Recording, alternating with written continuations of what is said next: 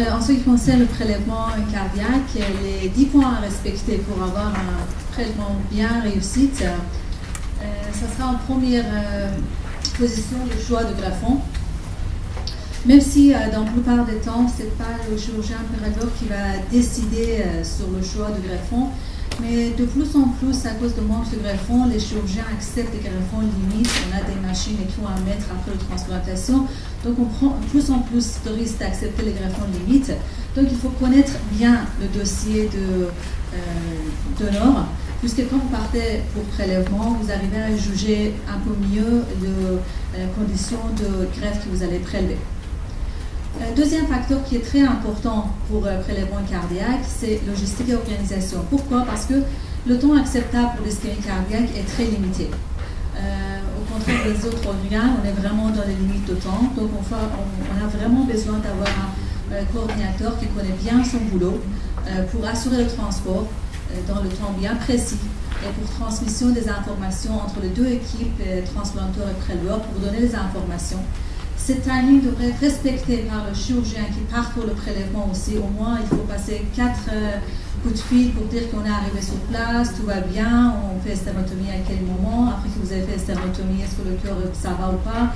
Et à la fin, quand le clampage aortique est fait, il faut donner le timing.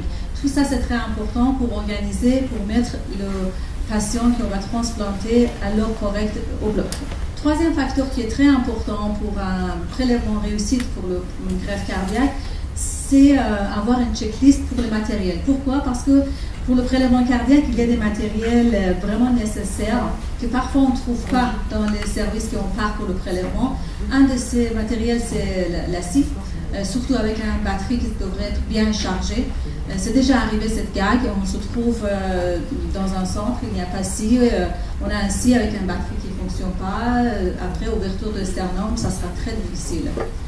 D'autres choses qui est important, surtout maintenant qu'on utilise dans notre service sur le poche sur le Celsior, c'est que le type de Celsior qu'on utilise pour injecter sous la pression, besoin d'un poche de pression un peu spécial.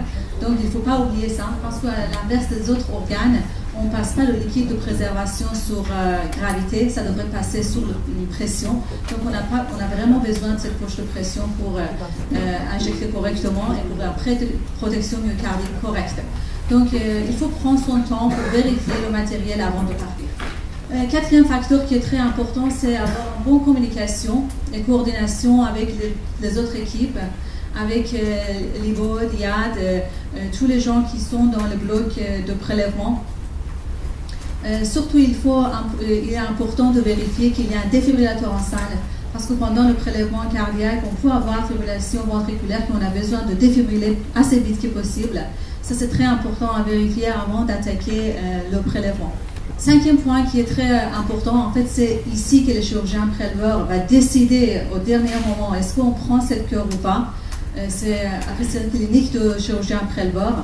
Il va faire la sternotomie, il va regarder le cœur et c'est lui qui décide est-ce que ce cœur est bien pour prélever ou pas. Et c'est pour ça qu'en fait on a formé cette formation, parce que toutes les équipes devraient avoir confiance sur le chirurgien qui part pour le prélèvement. Quand il dit que le cœur est bon, ça veut dire que c'est bon. Quand c'est pas bon, ça veut dire que c'est pas bon. Mais pour ça, il faut avoir l'œil, il faut bien palper les artères coronaires. Et bref, il faut avoir expérience pour ça.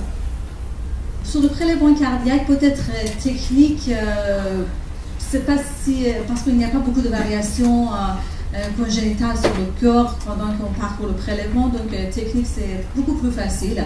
Après 4 ou 5 prélèvements, résection du cœur, ça devient très facile, très banal, c'est vraiment pas quelque chose de très difficile.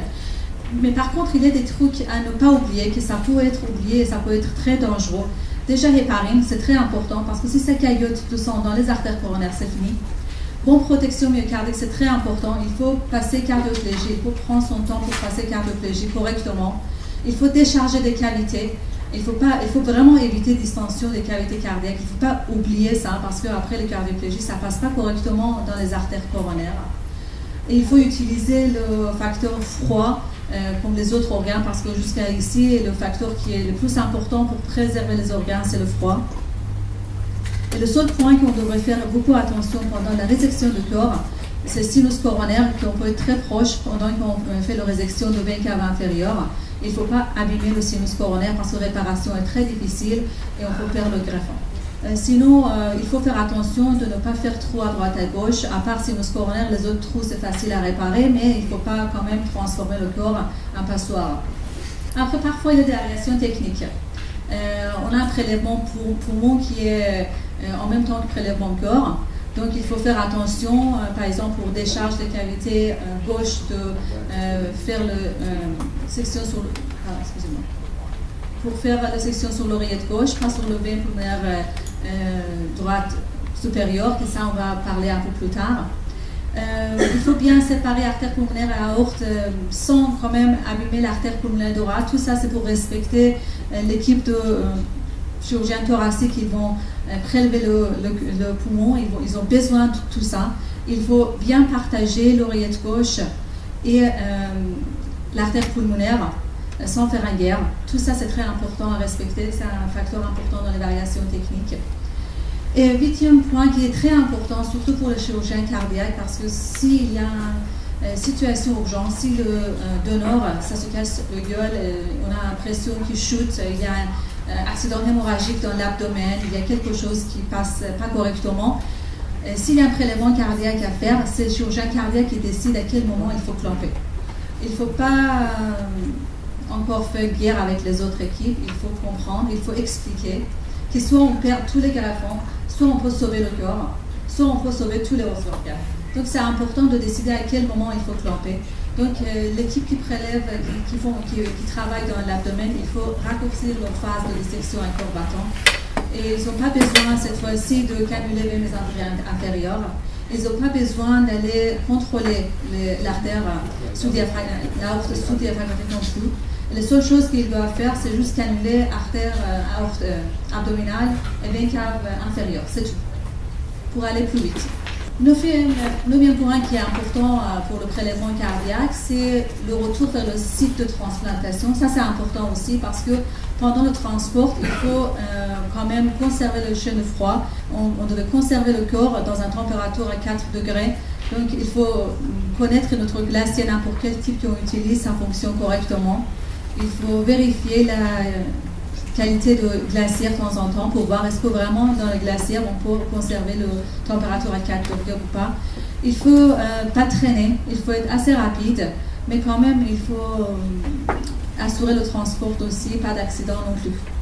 Et la dernière chose qui est importante pour le prélèvement cardiaque, c'est que quand vous arrivez sur le site de transplantation, il faut annoncer s'il y a des gags, si vous n'aviez pas réussi à réséquer assez de veine cave supérieure, s'il y a un trou à droite, à gauche non prévu, si il y a des choses à prononcer, vous devez faire ça, si ce n'est pas vous qui participez sur la transplantation.